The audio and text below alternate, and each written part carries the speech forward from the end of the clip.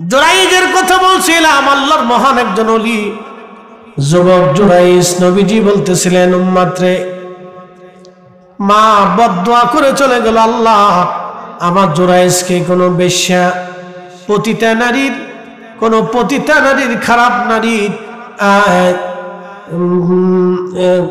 অভিযোগ না দেওয়াইয়া, অপমান না করাইয়া আমার জুরাইজকে তুমি মৃত্যু দিও না। আল্লাহর নবী বললেন, সঙ্গে সঙ্গে আল্লাহর দরবারে দোয়া কবুল হয়ে গেল। ওই এলাকার একটা রাখাল ছিল, গোলাম, সে গোলামি করত, কৃতদাস ছিল। তখন মানুষের কেনা বেচা চলতো, কৃতদাস। ওই কৃতদাস রাখালি করে বেলাইতো, মাঝে মধ্যে জুরাইজের খানেকার পাশে এসে রাত্রিবেলা ঘুমাইতো, আর উট দুম্বা গরু ছাগলগুলি চড়ে বেড়াইতো, রাত্রিবেলা ঘুমাইতো।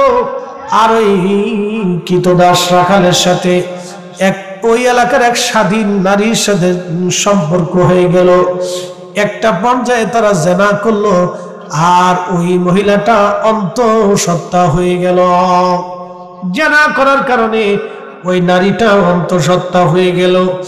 অন্তঃসত্ত্বা যখন হয়েছে, তখন এলাকার মধ্যে জানাজানি হয়ে গেল, অমুকের মেয়ে অমুক জেনার কারণে অন্তঃসত্ত্বা হয়ে গেছে। তখন সমাজ তাকে ডেকে নিয়ে মাতব্বর সর্দাররা বলে, মেয়ে, তোমাকে কে এই অন্যায় কাজ করেছে, কে তোমায় সর্বনাশ করেছে? মেয়েটা তখন বলতে পারে না, কি করবে সে? তখন সে গোপনে রাখালের সাথে যোগাযোগ করলো, রাখালকে বলল, রাখাল বলো, তুমি তো আমার দ্বারা সর্বনাশ করে ফেলছো, আমি অন্তঃসত্ত্বা হয়ে গেছি, এখন বলো আমি কি করব? যদি তোমার কথা বলি তাহলে তোমাকেও মেরে ফেলবে, আমাকেও মেরে ফেলবে, কারণ তুমি একটা কৃতদাস আর আমি একজন স্বাধীন মহিলা। তখন কৃতদাসদের কোনো মর্যাদা ছিল না সমাজে, এদেরকে মানুষ মনে করতো না, গরু ছাগলের মতো মনে করত। এবার ওই রাখাল কৃতদাস ডাক দিয়ে বলতেছে, স্বাধীন নারী, এখন কি করবা? যদি আমার কথা বলো আমিও মারা যাব, তোমাকেও লোকেরা মেরে ফেলবে। যদি বাঁচতে চাও একটা উপায় আছে। বলে, কি উপায়? ওই যে দেখো, আমি যার খানেকার পাশে রাত্রিবেলা মাঝে মধ্যে ঘুমাই, সে বিরাট বড় বুজুর্গ জুরাইজ, লোকেরা তাকে খুব আদর করে, মহাব্বত করে ভালোবাসে। তুমি বলবা জুরাইজ তার খানকার মধ্যে নিয়ে তোমার সঙ্গে জেনা করেছে, সেই জেনার কারণে তুমি অন্তঃসত্ত্বা হয়ে গেছ। মার দোয়া কবুল হইছে নি? কথা কন না কেন? এই পতিতা মহিলা, নিকৃষ্ট মহিলাটা পরপুরুষের সঙ্গে জেনা করলো। আহা, এই নারীর কথা বলার, এই নারীটা তখন রাজি হয়ে বলল, আহা, জুরাইজের কথা বললে মানুষ আমাকেও বাঁচতে দিবে, তোমাকে বেঁচে যাবা, জুরাইজও বেঁচে যাবে। তখন লোকেরা জিজ্ঞেস করলে, মহিলা তুমি বলো, কে তোমার এই সর্বনাশ করেছে? ঠিক তখনই এই মহিলা ডাক দিয়ে বলল, যারা তোমরা যাকে অলি মনে করো, বুজুর্গ মনে করো, এই জুরাইজ তার খানেকার মধ্যে নিয়ে আমার সঙ্গে জেনা করেছে, এই জেনার কারণে আমি আজ অন্তঃসত্ত্বা হয়ে গেছি। বলে, বলো কি জুরাইজ এই কাজ করছে? বলে, হ্যাঁ, তোমরা তো তারে অলি মনে করো, যাও। যুবকরা লাঠি সোটা নিয়ে জুরাইজের খানকার উপর আক্রমণ করে আগুন ধরে পোড়াই দিল, খানকা ভেঙে ফেললো, জুরাইজকে ধরে নিয়ে আসলো, লাঠি দিয়ে পিটাইতে লাগলো। জুরাইজ ডাক দেখে, যুবকরা আমাকে কেন মারো? বলে, তুমি ভণ্ড প্রতারক, অমুক নারীর সঙ্গে তুমি জেনা করেছো, সে অন্তঃসত্ত্বা হয়ে গেছে। জুরাইজ ডাক দেখে, যুবকরা রে, আল্লাহর কসম করে বলে, আমি তাকে দেখিও নাই, কোনোদিন চিনিও না। কথা তো সত্য, কথা তো সত্য।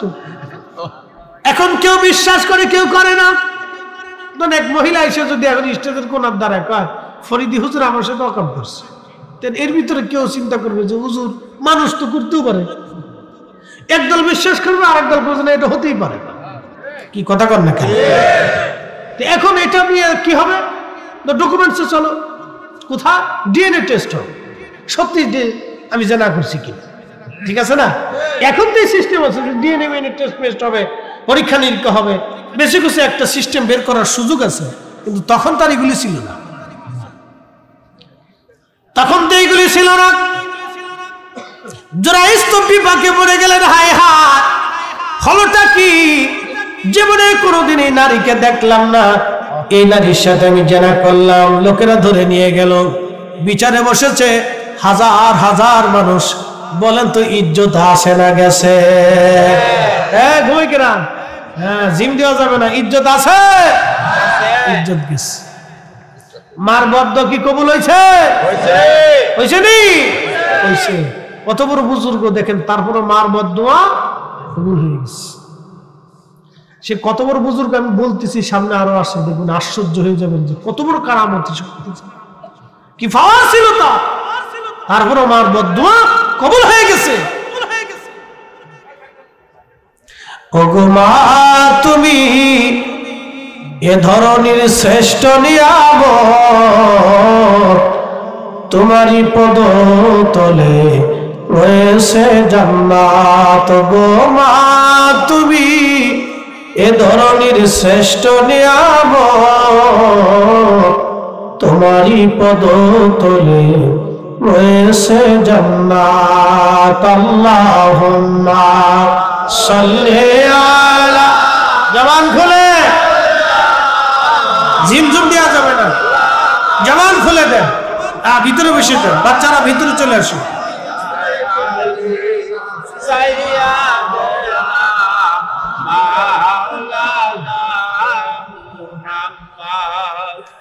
ভাইরা আবার জুরাইজ খুবই চিন্তিত, হায় হায় হলো কি, সর্বনাশ হয়ে গেল আমার জীবনে, হলো কি। তখন মুরব্বীরা ডাক দিয়ে বলল, জুরাইজ তুমি কি জেনা করছো? জুরাইজ বলল, না অবশ্যই আমি তার সাথে জেনা করি নাই, তারে দেখিও নেই, চিনিও না, জেনা কেমনে হবে বলো।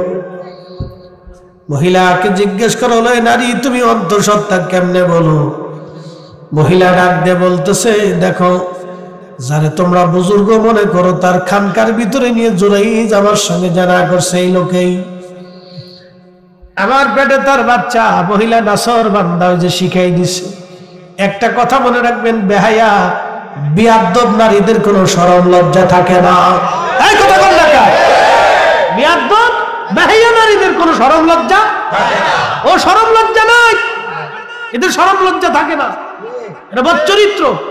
এজন্য যদি বিয়ে করেন, এই যুবকদেরকে বলতেছি, তাহলে টিকটক বিয়ে করেন না। ঠিক আছে কইস করে তোরা হাত উঁচা করে জোরে খপ, তোরা তো নিজেরাও টিকটক বানাস, এই বেলা ঠিক।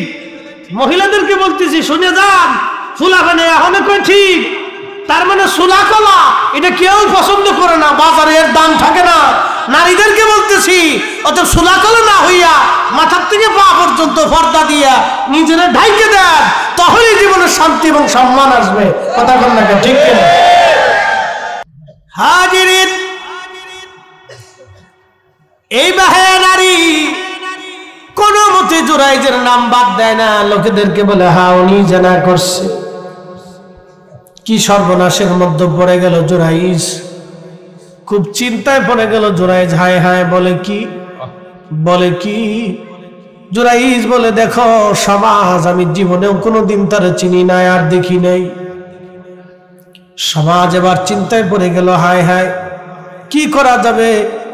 জ্ঞানী গুণী তো কম বেশি দু একজন আছে। তো একজন বলল, জুরাইজ বলো। নারীর তো সাক্ষী আছে ওই মহিলার পেটে বাচ্চা, আমরা তো বুঝতেই পারতেছি তার সাথে জেনা হয়েছে, যে কোনো হোক পুরুষ কর্তৃক সে এই জেনা হয়ে গেছে।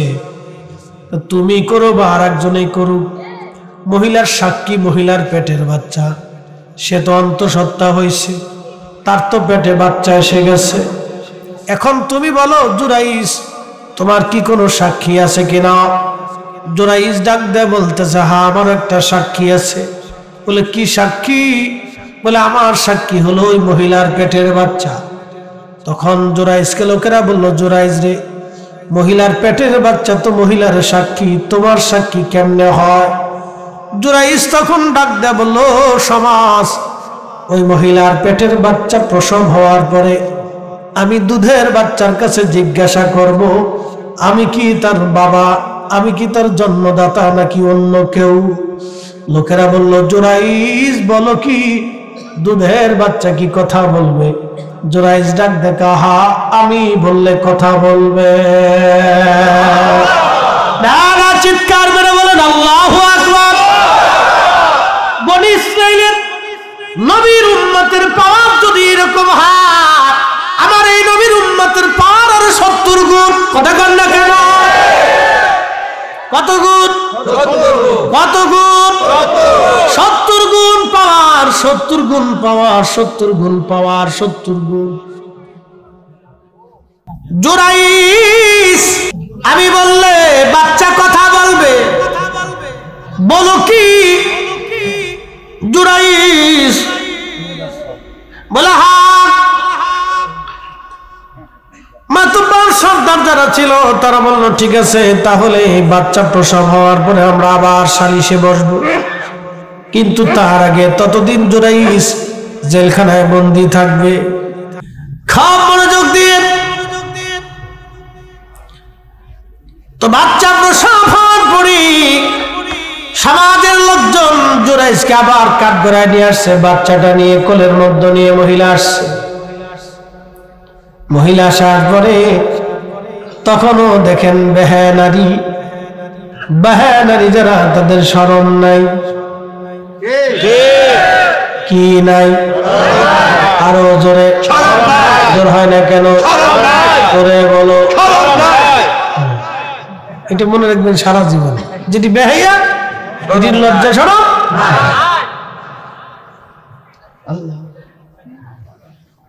Made in TikTok, made in TikTok. খুব মনোযোগ দিবেন। এই নারীটা আবার আসছি, সন্তান কোলে করে নিয়ে। লোকেরা বলল, মহিলা বলো, তুমি কি এখনো বলো জুরাইজ বাচ্চার মালিক? বলে, হ্যাঁ। ওই জুরাইজ আমার সঙ্গে জেনা করছে, জুরাইজ বাচ্চার মালিক, এই বাচ্চার মালিক জুরাইজ, এই বাচ্চা জুরাইজ আমাকে দিয়েছে, জেনা করছে। জুরাইজ ডাক দিয়ে বলল, লোকেরা, না না, আমি অবশ্যই জেনা করি নাই, তাহলে তোমার সাক্ষী তলব করো। জুরাইজ ডাক দিয়ে বলল, তাহলে বাচ্চাটা আমার কাছে আনো। হাজার হাজার মানুষ উপস্থিত, আজ দেখবে কি হয়। জুরাইজের কাছে যখন বাচ্চাটা নেওয়া হলো, শাহাদাত আঙ্গুল দিয়ে জুরাইজ বাচ্চাটার তলপেটের মধ্যে ধাক্কা দিয়ে বলে, ছেলে বলো, আমি তোমার মালিক না অন্য কেউ মালিক? আমি আমার কারণে তুমি কি দুনিয়াতে আসছো, নাকি অন্য কেউ তোমাকে দুনিয়াতে আসার জন্য কারণ?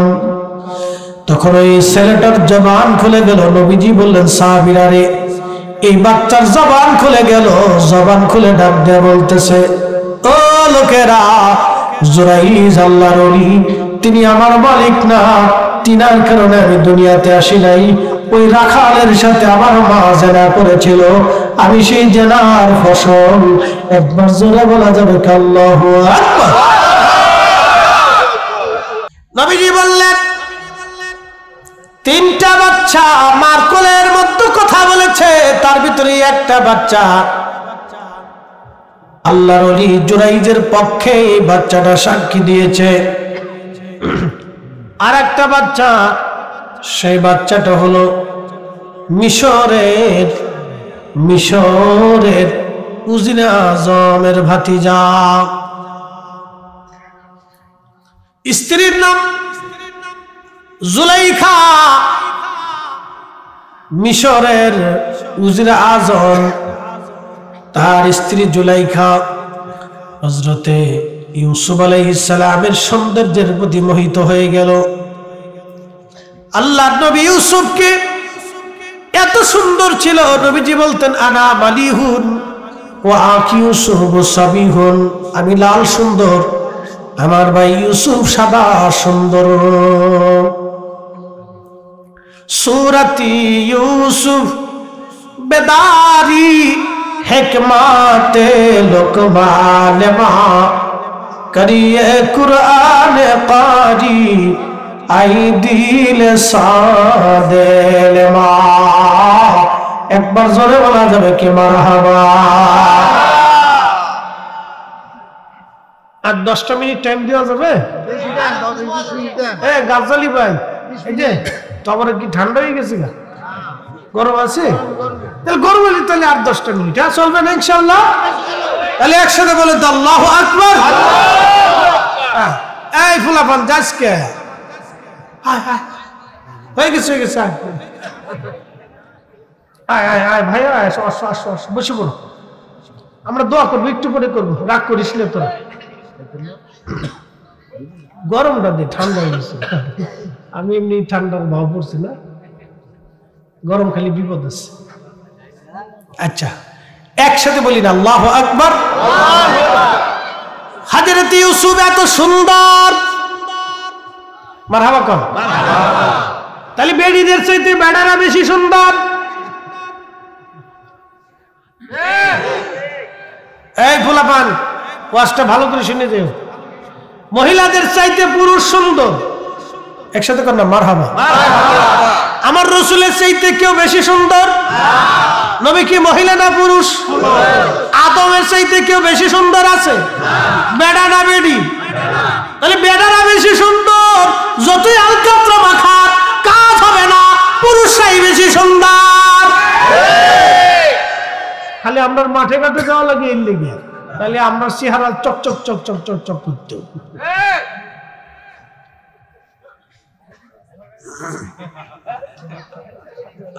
বেড়িটা যে কি খাবা খ্যাপু এত হুজুর করতে লইছে আমরা সোনু ভাউডারে হাত লাগাই দিছে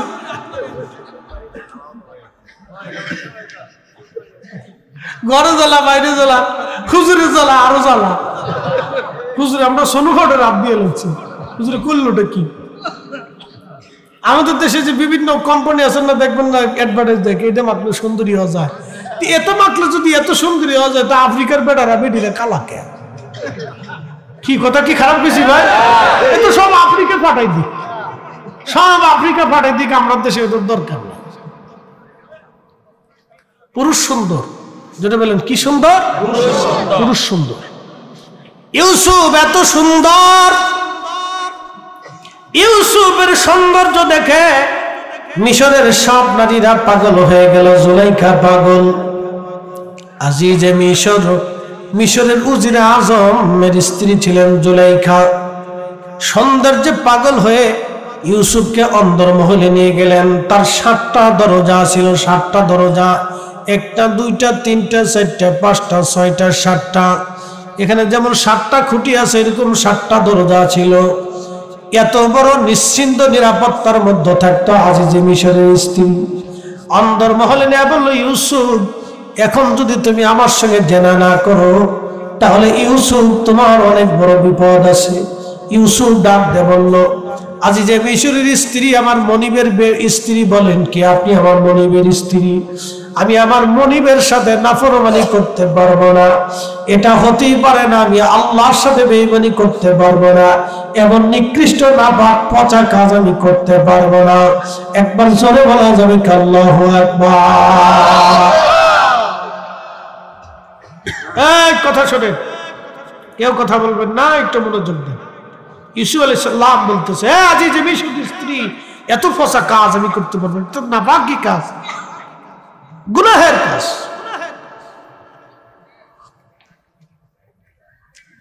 তা আজিজে মিশরের স্ত্রী বলতেছে যদি আমার সাথে জেনা না করো তাহলে তোমারে কঠিন শাস্তি দেব তখন ইউসুফ আলাইহিস সালাম নিজের পায়জামার গিরা মারতে মারতে মারতে মারতে 11টা মারছে কয়টা গিরা মারছে 11টা 11 গিরা মারার পরে হযরত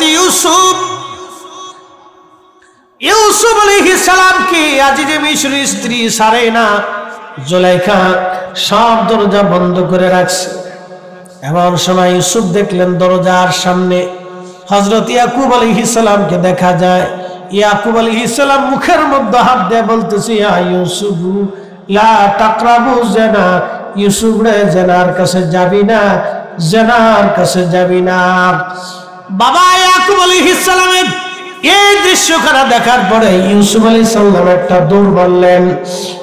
দৌড় মারলেন। আল্লাহ বলেন, জিবরাইল দরজাগুলি খুলে দাও। একটা একটা করে দরজা টাস টাস করে খুলে যেতে লাগলো।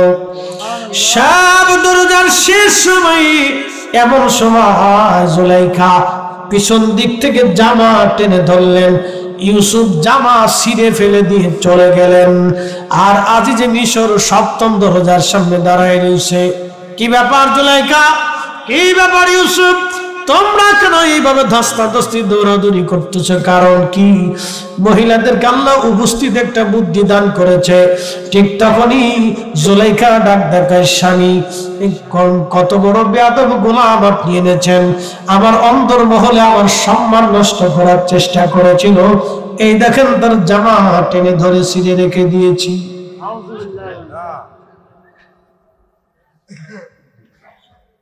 এ দেখেন জামা টেনে ছিঁড়ে ধরে রাখছি, দেখেন কত বড় বেয়াদব গোলাম আছে।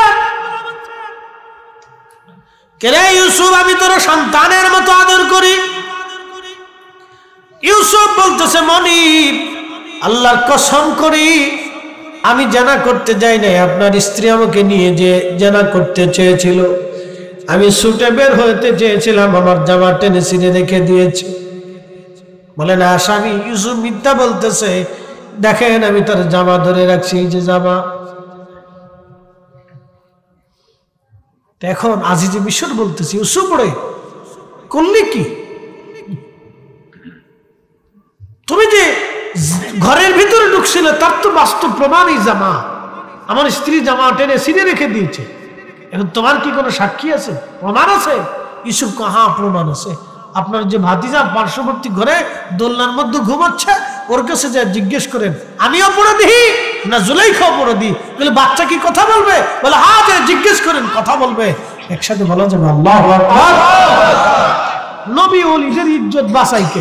আল্লাহ। একসাথে বলেন কে বাঁচায়? নবী ওলির ইজ্জত বাঁচাই কে? আল্লাহ। এখানে কেউ যদি হাত দেয় তাহলে সে নিশ্চিন্ত ভাবে অবশ্যই সে ওই জ্বলে পড়ে সারকার হয়ে যাবে, ধ্বংস হয়ে যাবে, ধ্বংস হয়ে যাবে। বহু সাম্রাজ্যের প্রধানরা, রাজা বাচ্চারা ধ্বংস হয়ে গেছে।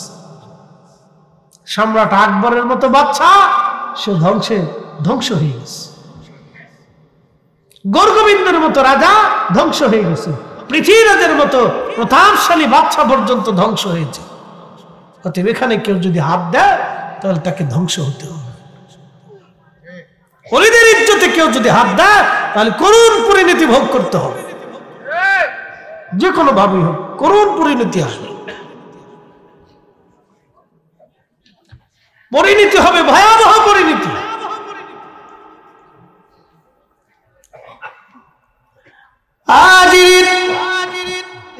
আজির মিশর যায় বলতেছে, ছেলেরে তুমি বলো আন্দার মহলে ইউসুফ জুলাইখার মধ্যে কে দোষী? তখন ওই বাচ্চার জবান খুলে গেল। বাচ্চাটা ডাক দিয়ে বলে, আজিজে মিশর, যদি জামার সামনে থেকে ছিঁড়ে তাহলে ইউসুফ দোষী, আর জামার পিছন দিক থেকে ছিঁড়লে জুলাইখা দোষী। একসাথে বলবেন আল্লাহু আকবার। আহা, আজিজে মিশর এসে ডাক দিয়ে দেখে জামার পিছন দিক থেকে ছেঁড়া। ডাক দিয়ে বলতেছে, জুলাইখারে করলি কি? সাক্ষী অনুযায়ী, হিসাব অনুযায়ী, সাক্ষীর বক্তব্য অনুযায়ী জামার পিছন দিক থেকে ছিঁড়ছে রে জুলাইখা। আমার ইউসুফ তোমার থেকে বাঁচার জন্য দৌড়াইতেছিল, তুমি তার জামা টেনে রেখে দিয়েছো। তেলের গাড়ি তেলে চলি, হাওয়ার গাড়ি হাওয়ায় ওরে, বিনা তেলে চালায় গাড়ি নবী সুলাইমান। আমরা সেই মুসলমান, আমরা সেই মুসলমান, মসজিদে জুতা চুরি করি। আমাদের এক এলাকার ভদ্রলোক 12 বছর কোনো সন্তান হয় না, হুজুর কেবলার কাছে নিয়ে গেছে। হুজুর বললেন বাবা খেদমত করতে বলেন, সন্তান দেওয়ার মালিক তো আমি না, সন্তান ফয়সালা বন্টন হয় আল্লাহর দরবার থেকে।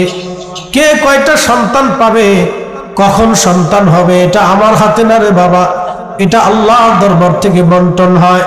তবে বাবা তার জন্য হয়তো কোনো বরাদ্দ নাই, তবে খেদমত করতে বলেন, দেখি আল্লাহর পক্ষ থেকে কি ফয়সালা হয়। তো লোকটা খেদমত করতে গেছে, একটু প্রভাবশালী লোক, অর্থাৎ সম্ভ্রান্ত পরিবারের, অত কষ্টের কাজ বাজ পারে না। হুজুর কইছে বাবা মাটি কাটতে কর। কি কাটতে কইছে? মাটি কাটতে। কি কাটতে? জোরে কর না, মাটি কাটতে। এখন তার কাটাকাটি নাই, জায়গায় আরাম টারাম পেয়ে যায়, নাক দেখেনি ঘুমায়, এই জন্য কিছু পায় না। কি কথা কর না কেন? এই জন্য কিছু পায় না, ঘুমাই টুমাই একবার কিছু পাইলাম। ভাবেন কেমনে এত ঘুমাইলে? ভাবেন কেমনে? খালি পান খান আর কোনা খানছিতে ঘুরে নারকেল খান, পাইলাম না। ভাবেন কেমনে? পাইতে হলে তো কষ্ট করতে হবে, পরিশ্রম করতে হবে। কি কথা কর না কেন? মনোযোগ দেন। তো 3 দিন মাটি কাটতে গেছে, তো প্রথম দিন মাটি কেটে বেড়া কাহিল হয়ে গেছে। তো কাহিলে যাওয়ার পরে এরপরে হুজুরের কাছে আবার আইছে, হুজুর খেদমত ঘুরাই দিতে কর, মাটি কাটা পারে না। হুজুর ধমক দেখ, যান বাবা কাটতে কোন, একসাথে কর না, মারহাবা।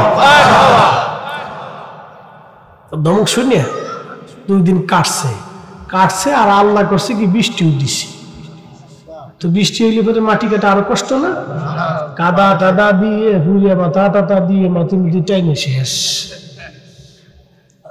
তো 3 দিন পরে হুজুর ডাকছে, ডাকার পরে কে বাবা ওনারে ডাকেন তো, আল্লাহর পক্ষ থেকে সুসংবাদ আছে। আল্লাহর কসম আমাদের এলাকা সুসংবাদ আছে। 3 দিন পরে লোকটাকে ডেকে নিয়ে আসছে মাটি কাটার ওখান থেকে, সারা গায়ে কাদা। হুজুর কেবলার সামনে দাঁড়াইলেন। হুজুর বললেন বাবা, মুচকি মুচকি আসে, বাবা সম্ভ্রান্ত পরিবারের ছেলে, কষ্ট হয়ে গেছে বাবা, আপনার পরিশ্রমটা আল্লাহর দরবারে মঞ্জুর হয়ে গেছে বাবা। 12 বছর আল্লাহ সন্তান দেয় নাই, আল্লাহর পক্ষ থেকে আপনার জন্য একটা সুসংবাদ আছে। বাড়ি চলে যান, আপনার স্ত্রী সন্তান কনসেপ্ট হলে আপনি মিষ্টি নিয়ে দরবারে আসবেন। যদি বলেন মারহাবা। সন্তান বাচ্চা স্ত্রীর গর্ভে কনসেপ্ট হওয়ার পরে মহিলা ওই লোকটা মিষ্টি নিয়ে চলে আসছে। হুজুর বললেন বেটা, এরপরে সন্তান প্রসব হওয়ার পরে 6 দিনের দিন নিয়ে আসবেন, এই 6 দিনের দিন নিয়ে আসবেন, বেশি করে মিষ্টি নিয়ে আসবেন বাবা, একটা ছেলে আল্লাহ দিবে। সুবহানাল্লাহ। কি মারি কি দিব? দিব কি মায়া না ছেলে? পাওয়ার আসেনি? আল্লাহর সাথে কথাবার্তা হয়নি? আল্লাহর কাছ থেকে মেসেজ আসেনি? আসে। আমার মোবাইলে কি মেসেজ আপনি জীবনে দেখবেন না, আল্লাহর পক্ষ থেকে ওলিদের কালবে আল্লাহ মেসেজ পাঠাইতো। কথা বল না কা? মেসেজ পাঠাইতো আল্লাহ। ওই মেসেজ পাঠানোর জন্য ওই কালটা তো স্বচ্ছ হওয়া লাগবে। ওখানে হারাম যাওয়া যাবে না, অকাম কুকাম যাবে না, মিথ্যা যাবে না, তহমত যাবে না, গীবত যাবে না, পচা কথা যাবে না, সব ফ্রেশ থাকতে হবে। ফ্রেশ থাকার পরে আল্লাহ এখানে মেসেজ পাঠায়। ফ্রেশ না হলে মেসেজ পাঠায় না। কি কথা বল না কা? ফ্রেশ হতে হবে, ফ্রেশ ফ্রেশ ফ্রেশ। এত সহজ মেসেজ আসা, এত সহজ। আল্লাহ এখানে মেসেজ পাঠাইতেন, ফ্রেশ হতে হবে।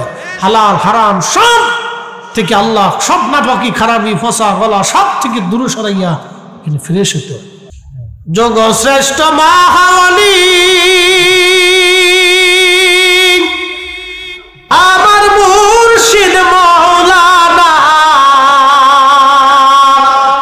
ওরে এক নজর দেখলে যারে দিলের জ্বালা থাকে না।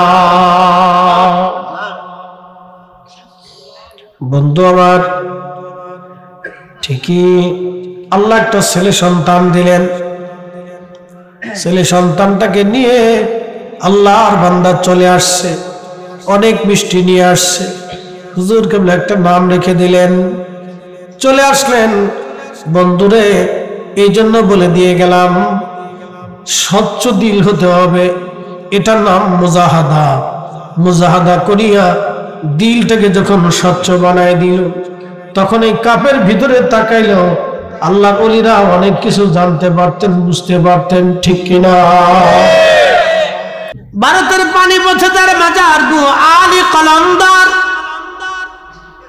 বুআলি কলন্দর, ভারতের পানিপথে তার মাজার। বুআলি কলন্দর রহমাতুল্লাহ আলাইহি যখন গেলেন, হিন্দু রাজা, তিনি বললেন মুসলমান দরবেশ দেশে রাখা যাবে না, তাড়িয়ে দিতে হবে। তো এই রাজা সাধু সন্ন্যাসী, তারপরে ঠাকুর, ব্রাহ্মণ, পুরোহিত গণ যা যা ছিল সব ডেকে নিয়ে রাজ দরবারে বসে গেলেন। সবাইকে বললেন যে কোনো ভাবেই ফকিরকে তারাই, দরবেশকে তারাইতে হবে। তো সাধু সন্ন্যাসী, ব্রাহ্মণ, ঠাকুর যারা ছিলেন তারা তো মন্ত্র সাধন করে, তো তারা তাদের সমস্ত মন্ত্র সাধন করিয়া শক্তি দিয়া আল্লাহর ওলি বুআলি কলমদারের উপরে নিক্ষেপ করলেন। সমস্ত জাদুবান আল্লাহর ওলির উপরে নিক্ষেপ করলেন, যাতে বুআলি কলমদার এই বানে মরে যায়, বা এই জাদু মন্ত্রতন্ত্রে সে মারা যায় বা পালিয়ে যায়। কিন্তু আল্লাহর কি অপরিসীম শক্তি! আল্লাহর ওলি বুআলি কলমদারের শক্তির কাছে, আধ্যাত্মিকতার কাছে তাদের জাদু টনা মন্ত্রতন্ত্র কোনো ঠাঁই হয় না। তখন সাধু সন্ন্যাসী পুরোহিতরা বলল, বাচ্চা নামদার, সর্বনাশ, এই দরবেশের সাথে আমরা লড়াই করে পারবো না। কারণ আমরা যখন মন্ত্রতন্ত্র করি, যখন জাদু টনা করি, আধ্যাত্মিকভাবে অদৃশ্যভাবে তার জন্য একটা হেফাজত আসে, অদৃশ্যভাবে শক্তি এসে তাকে হেফাজত করে, আমাদের মন্ত্রতন্ত্র নিমিষের মধ্যে শেষ করে ফেলে দেয়, ধ্বংস হয়ে যায়। অতএব তার সাথে আমরা লড়াই করে পারবো না, আপনি লড়াই করা সম্ভব হবে না। তো বাদশা বলতেছে, রাজা বলতেছে, শোনো, তাহলে কি উপায়ে তার এই শক্তি ধ্বংস করা যায়? বলে, শোনেন, মুসলমান হারাম খায় না, আর হারাম খাইলে মুসলমানের শক্তি থাকে না। একসাথে বলবেন আল্লাহু আকবার। তেলের গাড়ি তেলে চলি,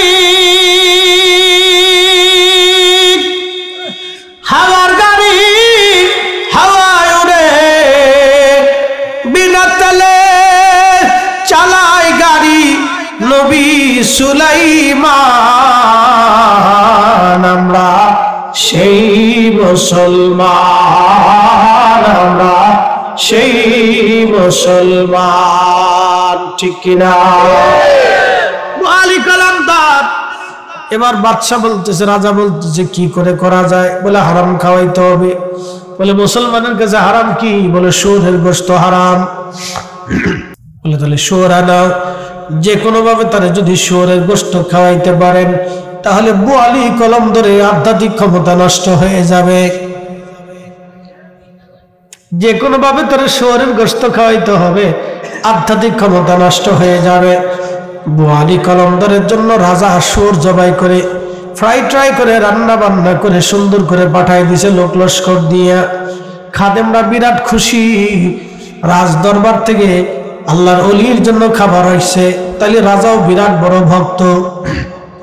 খাবার যখন সামনে আসছে, আল্লাহর পক্ষ থেকে বুআলি কলমদারের কালবে মেসেজ আইছে। হুজুরে বলেন আল্লাহু আকবার। কালবে কি আইছে? মেসেজ আইছে। মেসেজ মানে সংবাদ আইছে। এই কালবে আল্লাহ সংবাদ পাঠায় দেখে, বন্ধু, সামনে যে খাবার, এটা শুয়োরের গোশত খাওয়া যাবে না, এটা পাঠায় দেন। আল্লাহর ওলি ডাক দিয়ে বলতেছে, রাজার লোকজন শুয়োর জবাই করে আমার জন্য ফ্রাই করে রান্না বান্না করে তোমার রাজা শুয়োরের গোশত আমার জন্য পাঠাই দিছে।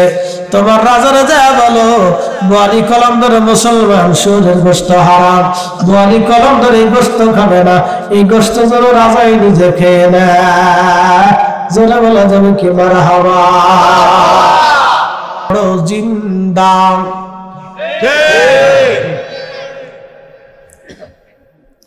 বুঝতে কি কোনো অসুবিধা হবে? বসা যাবে তো ইনশাল্লাহ। قل يا أيتها আইয়াতুহান নাফসুল মুতমাইন্নাতুর রজিই ইলা রাব্বিকি রাদিয়াতাম মারদিয়া ফাদখুলি ফি ইবাদি ওয়াদখুলি জান্নাতি।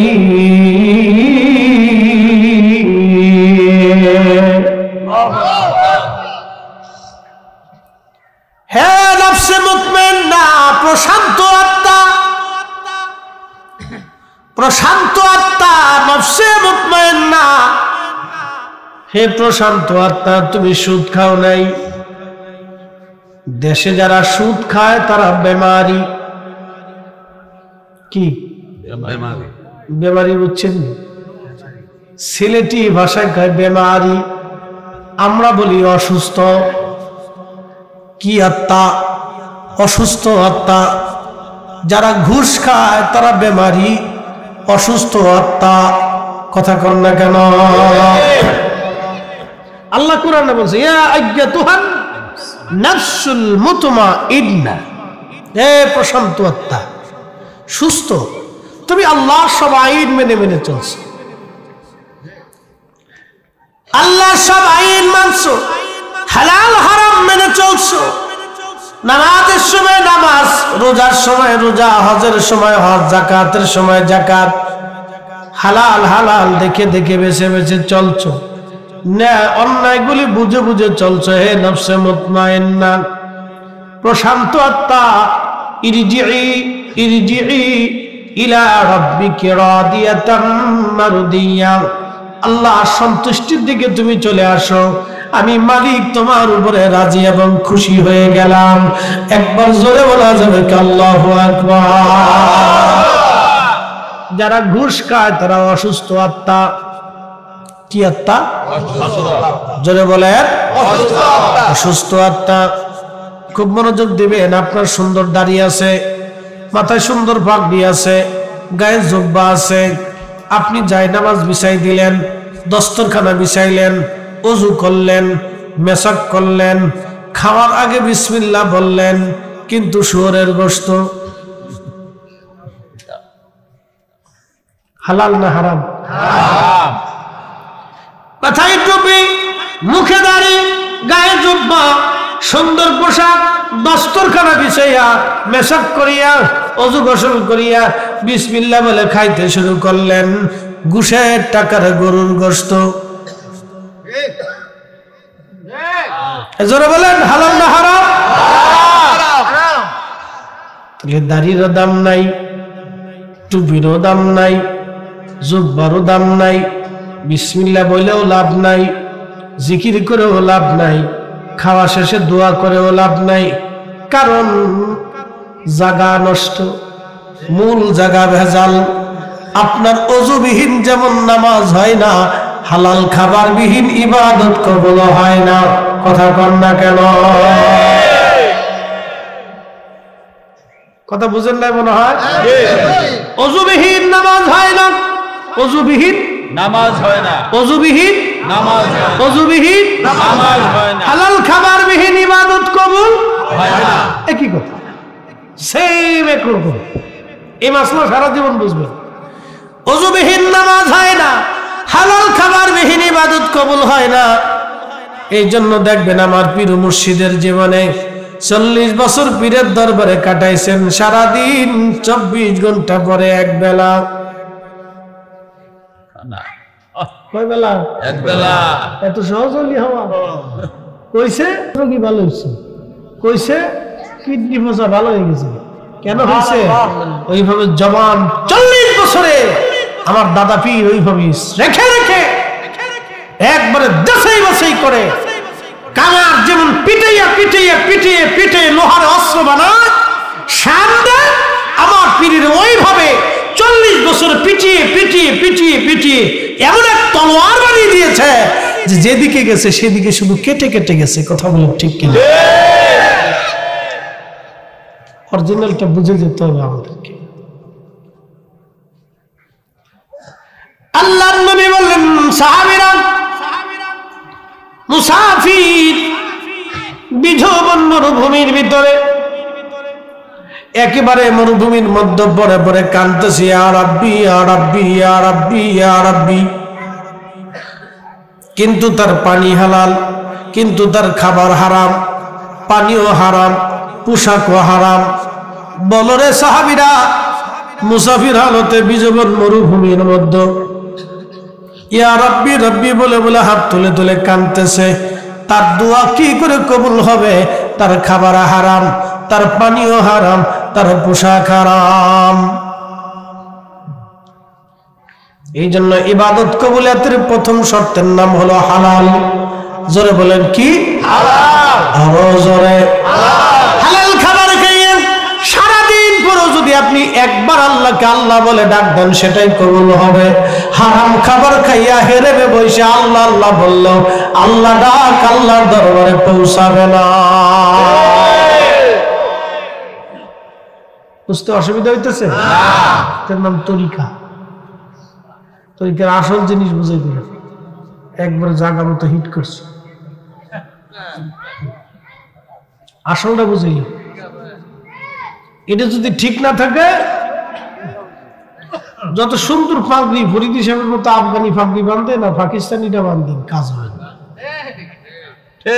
কি কথা কান না, কাজ হবে ক্লিয়ার কথা। মুসলমান কারেকে বুঝাইতেছি, দাঁড়া মুজাদ্দিদ আল ফেসানি, আপনারা ওলি মানেন আর না মানেন, ওলি হইতে হলে তাদেরকে অনেক পরিশ্রম করতে হয়েছে। আহা, মেহনত কারে বলে,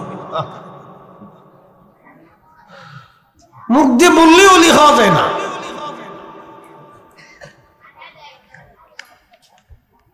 বললেই ওলি হয় না, ওলি হতে হলে তাদের কত পরিশ্রম ছিল।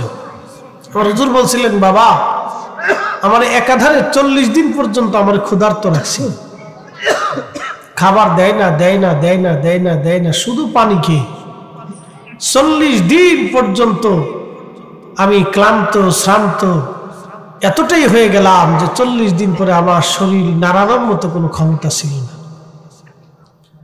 যখন 40 দিন পার হয়ে গেল, এটা 40 দিনের একটা সবক, এই সবক খুব মারাত্মক সবক, লাস্ট সবক ছিল এটা। 40 দিন শেষ হওয়ার পরে আমার পীর আমাকে এক মুঠো খাবার দিয়েছিলেন। বাবা সেই দিন খাবার আর হজম হয় নাই, সেই দিন থেকে আমার খাবার দুর্বলতা আসলো, কখনো কোনো খাবার খেয়ে আমি তেমন হজম হতো না আমার, সেই অসুস্থতা সারা জীবন ছিল। এই জন্য হুজুর আপনাদের দেওয়া কোনো কিছু খাইতেন না, কিচ্ছু খাইতেন না। কারণ কি জানেন? আমার আপনাদের ভিতর ভেজাল আছে, থাকতে পারে, কে কোনটা কোন নিয়তে কোন কারণে দিছে জানি না। আলাদা জমি ছিল, ওই জমি থেকে হুজুরকে আপনার ভাত আসতো। সারাদিন পরে একটু নরম খিচুড়ি অথবা ফেনা ভাত, বুঝছেন নি আপনারা? হ্যাঁ, গরু খাসি মুরগি রান বিরিয়ানি আছে তা কিচ্ছু না, মাঝে মাঝে একটু সবজি কোন রকম। তো পাটের শাক বেশি খাইতে, মারহাবা বলবেন না? কোন শাক? পাটের শাক। পাটের শাকটা একটু বেশি খেতে, এটা খুব পছন্দ করতেন। খোঁজ খবর নিয়ে দেখে পাটের শাক।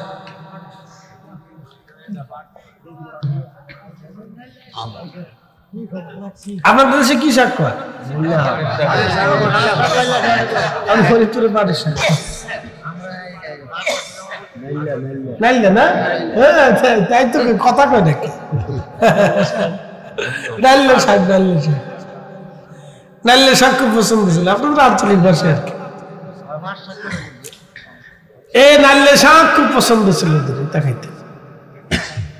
একসাথে বলবেন আল্লাহু আকবার।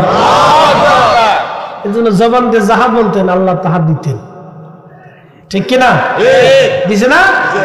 কথা বল না, দিছে না? নি যা চাইছেন আল্লাহ তাই দিছেন, যা চাইছেন আল্লাহ তাই দিছেন। আপনি এরকম করেন, পাবেন। ওনাকে খুশি করতে হবে। প্রিয় হাজিরিন, 40 বছরের বিরাট বড় সাধনায় হুজুর কেবলা পাশ করেছিলেন, তাকে পাঠানো হলো এমন একটা জঙ্গলে। এখনো আপনি যদি দেখবেন রাত্রিবেলা গেলে গা ঝিমঝিম ঝিমঝিম করে, আজ থেকে 40-50 বছর আগে কেমন ছিল বুঝেনি আপনারা? প্রচুর পরিমাণে সনাতনী হিন্দু ধর্মের মানুষ ছিল। যাওয়ার সময় আপনারা জমিদার বাড়ি দেখবেন, তারা হুজুর কেবলার বিরোধিতা প্রথম শুরু করলো। পরে যখন আল্লাহর ওলির কারামত দেখলো তখন বলল, না আর এই দেশে থাকা সম্ভব না। এরা সপরিমাণে ছেড়ে দিয়ে চলে গেল যে এমন একজন সাধক এ দেশে চলে আসছে, এদেশে আমাদের আর রাজত্ব চলবে না। এখানে কোটি কোটি মানুষ একদিন আসবে, আমাদের রাজত্ব শেষ। একবার জোরে বলা যাবে কি আল্লাহু আকবার? পাওয়ার আছে? আছে আছে দিই তো আইছে, নাহলে ওরা আইতে। হাজিরিন, সেরহিন্দি রাহমাতুল্লাহ আলাইহির মাজারে শিখেরা আক্রমণ করলো। দা কুড়াল নিয়ে, খুন্তা কুদাল নিয়ে, অস্ত্র শস্ত্র নিয়ে তারা আক্রমণ করলো। আজকে ভেঙে ফেলবো। মুসলমান তারাইছি, মুসলমান বানানোর কারিগরের মাজার আর আজ রাখা যাবে না। তারা যখন আগাচ্ছিল লক্ষ্য করলো মাজার শরীফের ভিতর থেকে, দরগার ভিতর থেকে সাদা জুব্বা পরিহিত, মাথায় সাদা পাগড়ি, বড় বড় তলোয়ার চিক চিক করতেছিল তলোয়ার গুলি। হাজার হাজার হাজার হাজার মানুষ সাদা পাগড়ি মাথায় দেওয়া, সাদা জুব্বা গায়ে দেওয়া, চিক চিক করতেছিল তলোয়ার। হাজার হাজার হাজার হাজার মানুষ দরগারের ভিতর থেকে বের হইয়া শিখদেরকে এমন একটা ধাওয়া করলো, দাবড় দিল। এক দাবড়ে শিখেরা ব্রিটিশদের থানায় পুলিশের সামনে দাঁড়িয়া, থানার ভিতরে যাইয়া তারা চিৎকার মেরে বলল, একবার জোরে বলা যাবে কি আল্লাহু আকবার? মিসকিনাম দরেগা চুফার মায়ে নজর বারে মহা লম্হা নজর ফারমা কে খাকে পায় এ মিসকিনাম মুজাহিদা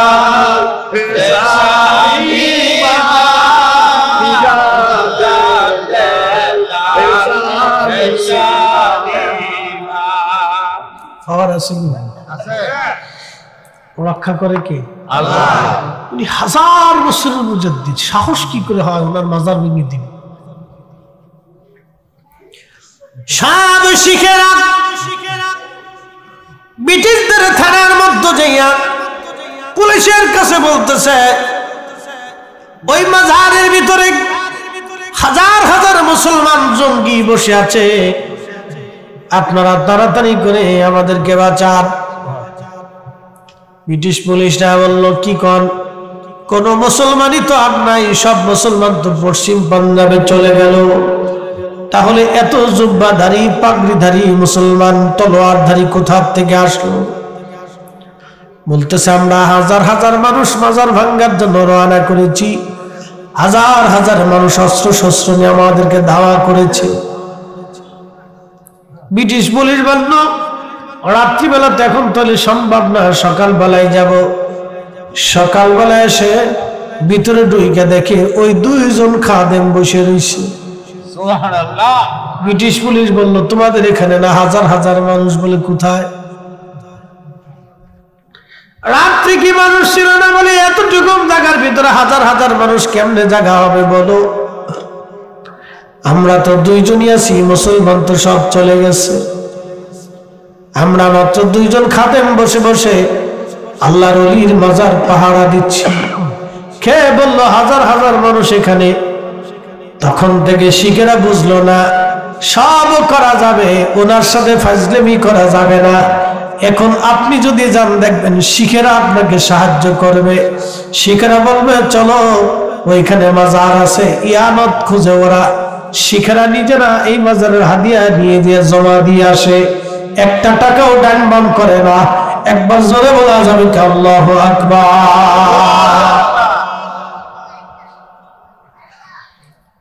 কোরআন আল্লাহ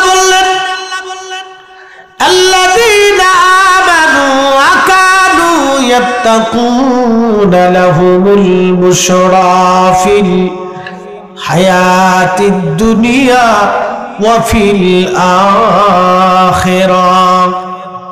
ইমানে আমলে যারা পাকা, যারা ইমানদার, এরপরে যারা ইমান অনুযায়ী মুত্তাকি হয়েছে, তাকওয়াশীল হয়েছে, আল্লাহ বলা হয়েছে, আমার রব কোরআনে বলতেছেন লাহুমুল বুশরা ফিল হায়াতিদ দুনিয়া ওয়া ফিল আখিরাহ। আমি রব্বুল আলামিন তাদের ইজ্জত দুনিয়াতেও বাঁচাই, আখিরাতেও তাদের কোনো ভয় নাই। দুনিয়ার সুসংবাদ, আখিরাতের সুসংবাদ। একবার জোরে বলেন আল্লাহু আকবার।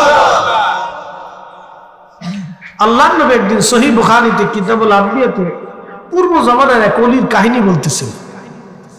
পৃথিবীতে তিনজন ব্যক্তি, শিশু বাচ্চা, মার কোলে কথা বলছিল। একসাথে বলবেন না সুবহানাল্লাহ। শিশুরা কি কথা বলে? কিন্তু তিনজন বাচ্চা পৃথিবীতে মার কোলের মধ্য থেকে কথা বলেছে, শিশু বাচ্চা। তার একটা বলতেছি, মনোযোগ দেন। আল্লাহর নবী সহিহ বুখারীর ভিতরে বলতেছে যে পূর্ববর্তী জামানাতে এক বুজুর্গ ছিল, যুবক, সারা দিন রাত 24 ঘন্টা আল্লাহর ইবাদতে কাটাইত। 24 ঘন্টা আল্লাহর ইবাদতে কাটাইত। তো মানুষেরা তার ইবাদত দেখে, বুজুর্গি দেখে তার জন্য একটা খানকা বানাই দিল। কি বানাই দিল? খানকা। খানকা কিন্তু আজকের থেকে না, বহু আগে থেকেই খানকা। পূর্ববর্তী জমানার নবীর উম্মত ওলি যারা ছিল তাদেরও খানকা ছিল। যত ওলি আসছিল সব ওলিদেরই খানকা ছিল, এখনো আছে, আগামীতেও খানকা থাকবে। তো এই খানকার ভিতরে, খানেকার ভিতরে সে বুজুর্গি সারাদিন 24 ঘন্টা নিরিবিলি আল্লাহর ইবাদত করত।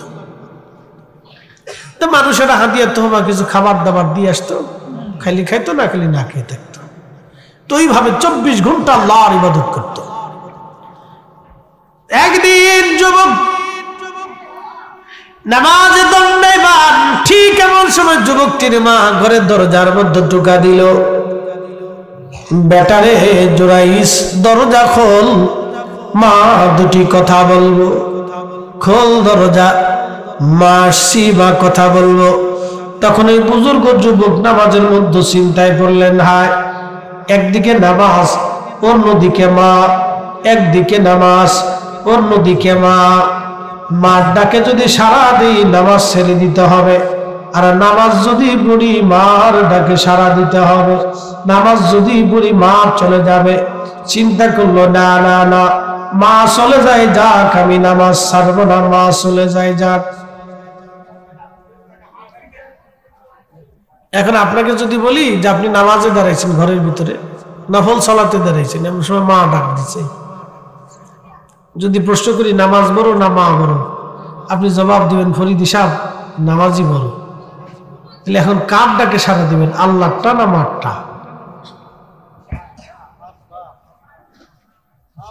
জোরে বলেন। ভয় ভয় করতেছেন, শরম পাইয়া, চিন্তায় করিয়া, গবেষণা করিয়া? কার ডাকে? একসাথে বলেন, কার ডাকে? এখন যদি প্রশ্ন করি মা বড় না আল্লাহ বড়, তো জবাব দেবেন আল্লাহ বড়। তো নামাজ বাদ দিয়ে আপনি মার ডাকে সাড়া দিবেন কে?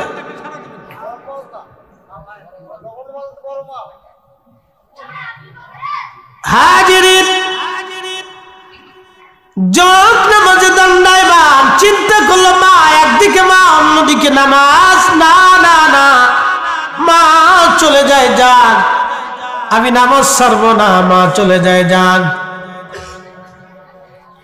মা চলে যায় যাক, আমি নামাজ ছাড়বো না। যুবক তখনও নামাজে দণ্ডায়মান, মা চলে গেল। দ্বিতীয় দিন আবার মা আসছে, ঘরের খানকার দরজায় টোকা দিয়ে বলে, জোয়াইস বেটারে দরজা খোল, আমি মা আসছি। মা দুটি কথা বলে চলে যাব বেটা, কালকে ডাকলাম সারা দিলি না, আজকে খোল রে, আমি মা আসছি। জুরাইস তখনও চিন্তায় পড়ে গেল, একদিকে নামাজ, অন্যদিকে মা। না না না, মা চলে যায়, যাক আমি নামাজ ছাড়ব না। আজকেও নামাজ পড়তেছে, আবার নামাজ পড়ে। তৃতীয় দিন আবার আসছি, দরজার খানকার মধ্যে টোকা লাগায় বলল, বেটা রে দরজা খোল। মা আসছি, মা কথা বলে চলে যাব, দরজা খোল, আমি মা আসছি। জুরাইজ আজকেও নামাজে দণ্ডায়মান। চিন্তা করলে একদিকে মা, অন্যদিকে নামাজ। না না না, মা চলে যায়, যাক নামাজ ছাড়ব না। মা চলে যায়, যাক নামাজ ছাড়ব না। জুরাইজের মা তৃতীয় দিন ডাইকে যখন ছেলেরা পাইল না, তখনই দরজার সামনে দাঁড়ায় হাত বাড়ায় বলি, ইয়া রাব্বি, মাবুদু, আমি জানি আমার ছেলেটা বিরাট বুজুর্গ, কিন্তু আমি মা হয়ে তারে 3 দিন ডাকলাম। আল্লাহ, আমার সন্তান আমার ডাকে সাড়া দেয় নাই। ইয়া রাব্বি, আমি মা হয়ে তারে বদদুয়া করে গেলাম। আমার জুরাইজ যত বড় ওলি হোক না কেন, আল্লাহ কোন জেনাকারিনী বেশ্যা মহিলার অপবাদ না দেওয়াইয়া, অপদস্থ না করাইয়া, অপমান না করাইয়া আমার সন্তানকে কিন্তু কবরে পাঠাইবা না। এ যারা ঘুমাইছেন তারা উঠেন, একসাথে বলেন আল্লাহু আকবার। মা কি দোয়া করছে না বদদুয়া করছে? জুরাইজ কি মারে গালিগালাজ করছিল? রাগ করছিল? শুধু একটু ডাকে সাড়া দেয়। যারা মার সাথে বকাঝকা করেন, রাগারাগি করেন, নসিব তো পূর্বেই, দুনিয়ারটাও পূর্বে, আখিরাতেরটাও পূর্বে। মদিনার বর্তমান একজন ইমাম আছে, আব্দুর রহমান হুজাইফি দামাত বারাকাতুহুল আলিয়া। 40 বছর ধরে নবীর মসজিদে ইমামতি করে। একসাথে বলবেন না মারহাবা। কত বছর? 40 বছর ধরে আমার রাসূলের মসজিদে ইমামতি। 4টিখানি কথা না, কিন্তু 40 বছর ধরে রাসূলের মসজিদের ইমাম শেখ আব্দুর রহমান হুজাইফি। কিয়ামতের ময়দানে আল্লাহ যদি ডাক দেখায়, আব্দুর রহমান হুজাইফি 40 বছর ধরে আমার রাসূলের মসজিদে নামাজ পড়াইছো, কিন্তু তুমি তোমার পিতা মাতার অবাধ্য সন্তান। আব্দুর রহমান হুজাইফির 40 বছরের নামাজ বিফল হবে। শুধু হুজাইফি না, পৃথিবীর সব ইমামদের নামাজ বিফল হবে। কথা বলেন ঠিক কিনা? গো মা, তুমি এ ধরনের শ্রেষ্ঠ নিয়ামত, তোমারই পদ তলে রয়েছে জান্নাত, তোমারই পদ তলে রয়েছে জান্নাত। আজকে একটা মাসলা বলে দিয়ে যাই। দাদা হুজুর কেবলাকে যখন আনতে পাকুড়িয়া গেছিলেন, তখন তার আব্বা আম্মারে একটা কথা বলছিলেন যে আপনার এই সন্তানের সমস্ত আপনার যত হক আছে সব ক্ষমা করে দিয়ে আমাকে দিয়ে দিতে হবে। হয় না? আরো জোরে বলেন, জোরে। আপনার সন্তানের আপনার যত হক আছে সব মওকুফ করে দিয়ে আমাকে দিয়ে দিতে হবে। আপনি বুঝতে হবে, হুজুর কেবলার প্রত্যেকটা কথা, কাজ, জীবনে যদি গবেষণা করেন, একবারে সম্পূর্ণ শরীয়তের আদলে কমপ্লিট ছিল। হুজুর কোরআন সুন্নাহর ভিতরে ছিলেন, আমরা বাহিরে চলে গেছি। কথা কম না, ঠিক কি না? হুজুর কিন্তু কোরআন সুন্নাহর ভিতরে ছিলেন, আমরা কি হয়ে গেছি? বাইরে চলে গেছি। আপনি হুজুরের দোষ দিতে পারবেন না, আমার পীরের দোষ দিতে পারবেন না। সব উনি কোরআন সুন্নাহর ভিতরে ছিলেন, নকশবন্দিয়া মুজাদ্দিদে কোরআন সুন্নাহর ভিতরে, কিন্তু আমরা বাহিরে চলে এসেছি। কথা ঠিক কিনা? আমরা বাইরে চলে এসেছি, কিন্তু তরিকা কোরআন সুন্নাহর ভিতরে।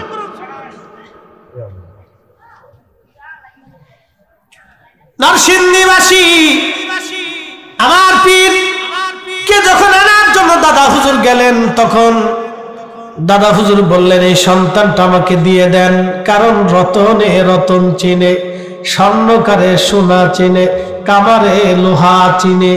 কি কথা কন না কেন? রতনে রতন চিনে, রতনে রতন চিনে, রতনে রতন চিনে। আল্লাহর ওলি, আল্লাহর ওলি আমার হুজুরকে বা আব্বা আম্মাকে বললেন, আপনার এই সন্তানকে আমাকে দিয়ে দিতে হবে, কারণ খাজা বাবা এর পরে বুঝতে পারছে এটা জানা তারা সন্তান না, এটা কোটি কোটি বেটার মধ্যে একটা বেটা।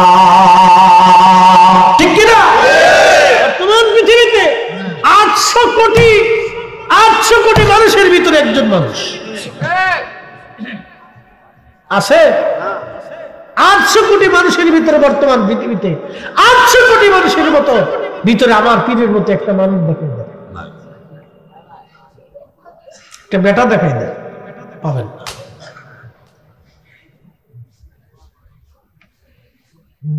বেশি রাত হয়ে গেল না, সারা রাত আজকে আগে তো আমি যে ব্রিজ হয়েছে থেকে আসা গেছে, আগে তো নৌকার দিয়ে আসা লাগছে, তাই না? সারা রাত ধরে জিকির ফিকির করে ফজরের সময় গেছে না, গাছ জালি কই প্রয়োজনে 2 বেলা তারপর করবো, চলুক না অসুবিধা কি, খাইয়া প্রয়োজনে আবার শুরু করবো, যা করে খোদা সব আল্লাহ দিচ্ছে না। বেশি রাত করবো না, শুধু আপনাদেরকে বুঝাই। দেখেন কত বড় শরীয়তের পাবন্দি ছিলেন। বলতেছে আপনার সন্তানকে, আপনার যে হক আছে, পিতামাতার একটা হক আছে না সন্তানের প্রতি, কি আছে না? এখানে বাবা মা মারা গেছে, কার কার একটু হাত উঁচা করেন তো আমার মতো, সবাই আবার উঠেন না। যার বাপ মা মারা গেছে, একজন না একজন মারা গেছে, হাত উঠান। আহা, হাত নামান। তার মানে এখানে 100%-এর 99% লোকেরই বাবা মা কেউ না কেউ মারা গেছে। কথা ঠিক কিনা? তাহলে এখন বলেন, বাবা মা কি হক পায় না? কি আপনি বাবা মা মরে গেছে বিদায় কি শেষ হয়ে গেছে? না, এখনো একটা হক পায়, অরিজিনাল হক। আল্লাহ রাসূল বলেছেন সর্বপ্রথমে দোয়া, দোয়া, দোয়া, দোয়া। কি কথা কন না কা? কি পায়, কি পায়, কি পায়? এই দোয়া পায় বিদায় হুজুর কেবলা শিখিয়ে দিয়ে গেলেন। মাগরিবের নামাজের পরে 2 রাকাত নফল নামাজ, ফাতিহা, ফজরের পরে ফাতিহা, এশার পরে নফল নামাজ, যোহরের পরে নফল নামাজ পড়ে পড়ে বাবা মার জন্য দোয়া করা। কি কথা কন না কে? হক আদায় করতে হবে, এই হক শিখিয়ে দিয়ে গেছে। যাকে বলছি হুজুর কোরআন সুন্নাহর বাহিরে না, আমরা চলে এসেছি বাইরে। ঠিক কিনা? হুজুর ঠিকই ভিতরে ছিলেন, আমরা বাইরে চলে এসেছি, এটা আমাদের দোষ, আমরা বাইরে চলে এসেছি।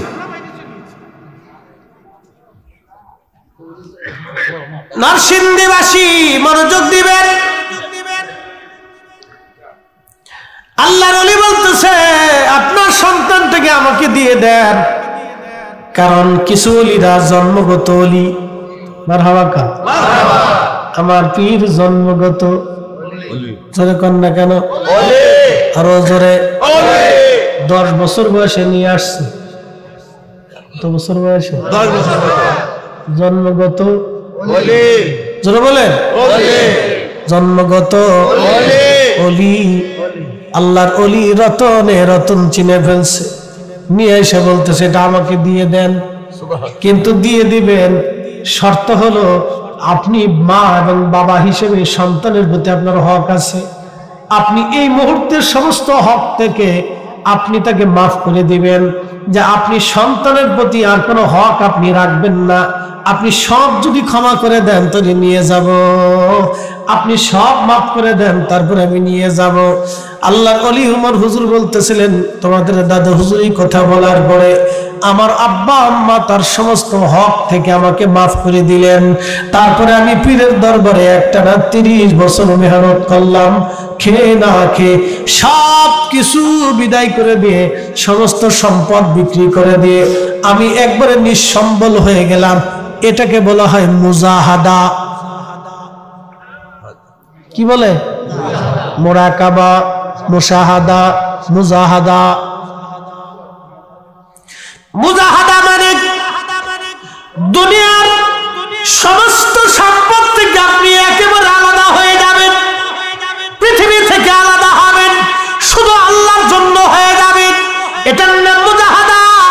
আমার দাদা হুজুর, আমার পীর মুর্শিদ সবার থেকে জুদা করে, একবারে মাহরুম করে, আলাদা করে, একবারে সবকিছু থেকে জুদা করে মুজাহাদার মধ্যে নিয়ে এসে 30টা বছর সাধনা করাইয়া, জিকিরি ফিকিরি ইবাদত করাইয়া, খাওয়াইয়া না খাওয়াইয়া 30 বছর ধরে পরীক্ষা নিরীক্ষা করে জমানার মহা ওলি বানাই দিয়ে গেছেন। কথা কোন ঠিক কিনা? মুজাহাদা এবার বুঝছেন? এই মুজাহাদার ওলি কয়জন আছে আমার একটু খুঁজে দেখা দেন, দেখান। জাহিদ কয়জন আছে আমার দেখান। আমি আপনাকে চ্যালেঞ্জ করলাম, কয়জন জাহিদ আছে এই নরসিংদীতে আমাকে দেখা, যে দুনিয়ার সমস্ত সম্পদ থেকে জুদা হয়ে শুধু আল্লাহর জন্য আমাকে একজন দেখাইতে।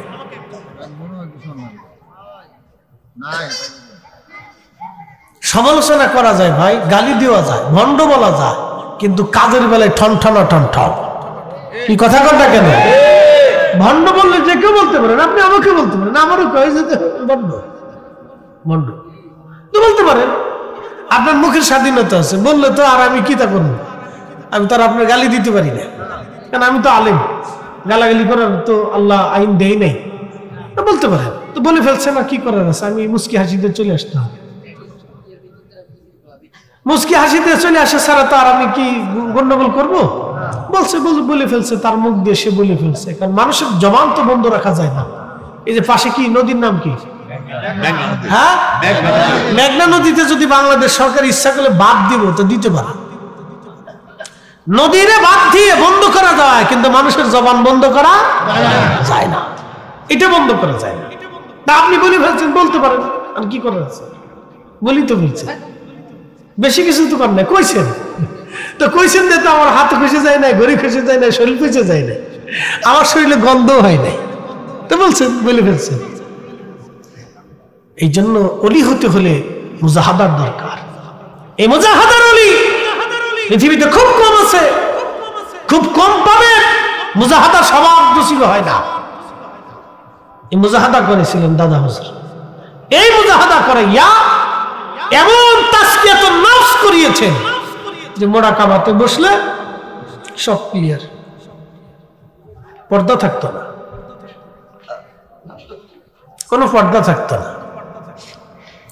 এই জন্য হুজুরের জীবনের কোটি কোটি লক্ষ লক্ষ কারামত আছে। কথা কর না কেন? লক্ষ লক্ষ দোয়া আছে। মানুষ গেছে, হুজুর আমার এই সমস্যা, মেয়ের বিয়ে হয় না, তো হুজুর একটু মুরাকাবা করে বলতেন, বাবা সোমবারের দিন একটা পাত্র আসবে, ভালো ছেলে। একসাথে বললেন আল্লাহু আকবার। এটা খুলে গেছে মুজাহাদা করার কারণে। পেট বেড়ে খাইয়ে যদি আল্লাহরে পাওয়া যেত, এত লাভ হয়ে যদি আল্লাহ পাওয়া যেত, ব্যাঙে আল্লাহ আগে হইত, ও বেশি লাভ হয়। কি কথা কর না কেন? পেট বেড়ে খেয়ে যদি আল্লাহ পাওয়া যেত, গরু আল্লাহ আগে হইত, কারণ গরু বেশি খায়, পেট বেড়ে খায়, খাওয়ার সময় খুব খায়। ঘুমায় কিনা? হ্যাঁ, থাকবে না, থাকবে হয়েছে না, জোরে জোরে হাত উঠে না, থাকবে আল্লাহ ফরিদ করি তরিকায় নকশবন্দি